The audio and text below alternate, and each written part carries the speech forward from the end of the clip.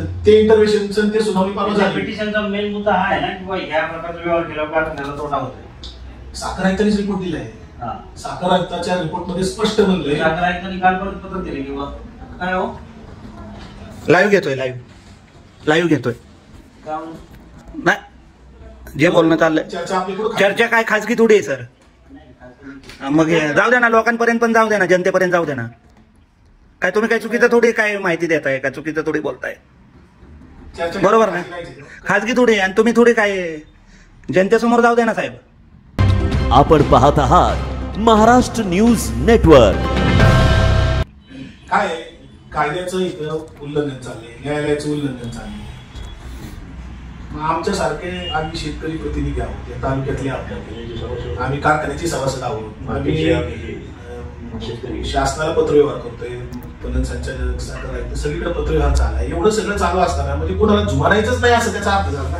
तुम्ही न्यायालयाला जुमानणार नाही आम्हाला जुमानणार नाही. हायरार्की जी आहे पणन संचालकाने तुम्हाला जमीन खरेदी करावी या जी आर नुसार असं काय बनले का. 50 लाख रुपये ट्रान्सफर करताना तुम्ही तुमच्या AR ची म्हणा DDR ची म्हणा परमिशन घेतली का. तो शासनाच्या मंजुरीनंतर संचालक मंडळाचा ठराव आहे. शासनाने मंजुरी पत्र दिलेलं दाखवा ना मला. शासनाने तुम्हाला यशवंत देऊची जमीन खरेदी करण्यासाठी तुम्हाला मंजुरी आदेश 12(1) ची परमिशन तुम्ही प्रस्ताव पणन संचालकाला दिला. 12(1) च्या परमिशनच्या प्रस्तावाच्या अनुषंगाने तुम्हाला पणन संचालकांनी काही पत्र दिले का. पणन संचालकांनी म्हणजे शासनाच्या निर्णयानंतर काय मग जर 12(1) ची परमिशन तुम्ही पणन संचालकाला मागितली शासनाला नाही मागितली. पणन संचालक शासनाचे त्यांनी बसवलेत ना. पणन संचालकाने जर 12(1) ची परमिशनच तुम्हाला अजून दिलेली नाही. जसे ताकवड्याला तुम्ही 12 कोटी रुपये मार्केट किमतीने पहिले जमीनही नाही 12 कोटी नाही. पेरणी फाट्यावरची जमीन 10 आहे तर तिला 53 लाख रुपये तुम्ही मोजायला पैसे घालवलेले. मग 53 लाख तिकडे गेले 12 कोटी ताकवड्याच्या मुळशीला गेले. मग ह्या पैसे तुम्ही आता काल राज्य बँकेला तुम्ही RTGS केले का कारखान्याला केले.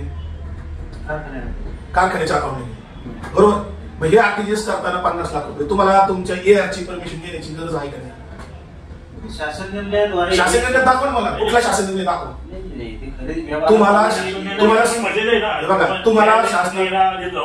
तुम्हाला शासनाने स्पष्ट आदेश दिलेला मला पत्र दाखवा की ह्या GR चा संदर्भ करून असा असा तुम्हाला जमीन खरेदी करण्यासाठीचा आदेश आहे.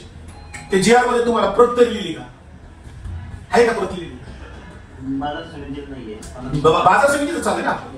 बाजार समिती मग पणन संचालकाला जर प्रत लिहिली तर त्या पणन संचालकाने तुम्हाला कळवलंय का जास्त असा शासन निर्णय नाही कळवलं. मग तुम्ही RTGS कसं काय केलं. शासन निर्णयाद्वारे संचालक मंडळाने ठराव केला आणि त्याद्वारे संचालक मंडळ ठराव उद्या काही करेल हो. शासनाला काही पणन संचालकाला काही महत्व आहे का नाही. मग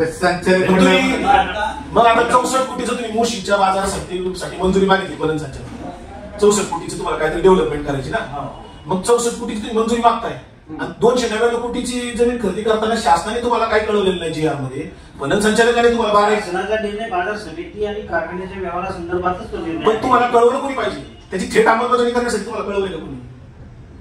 बाजार समिती नाही कळवलं संपला विषय. आता तो राहू द्या मुद्दा तो आम्ही कोर्टात उद्या आहेच. उद्या 26 तारखेला कोर्टात होईल.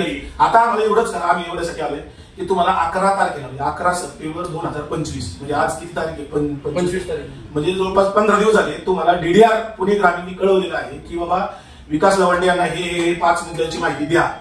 मला मी 2 वेळा बाजार समितीत आलो मला माहिती दिली जात नाही. आजही तुम्हाला AR हौसारे साहेबांनी पत्र पाठवले तुम्हाला व्हॉट्सअपला केले मी PDF केली ना. तुमच्या साहेबांच्या पत्रावर जे सभापतींचे जे निर्देश लागतात ते सभापतीच्या निर्देशाचा संबंधच नाही. याच्यात ही प्रशासकीय कार्यवाहीचा विषय. ठीक आहे. बाजार समितीच्या प्रशासनामध्ये सचिव प्रशासक नाही तुम्ही राज्य प्रशासक असल्यानंतर तो निर्णय घेणं माझं जबाबदारी असते. इथे संचालक मंडळ असल्यानंतर संचालक मंडळाचा विषय असतो. मला सांगा साहेब राज्य शासनाने माझं काम असतं संचालक मंडळाच्या निर्णयाचं एक्झिक्युशन. बरं DDR ने तुम्हाला माहिती कळवलेली तुम्हाला मान्य नाही का द्यायची बद्दल.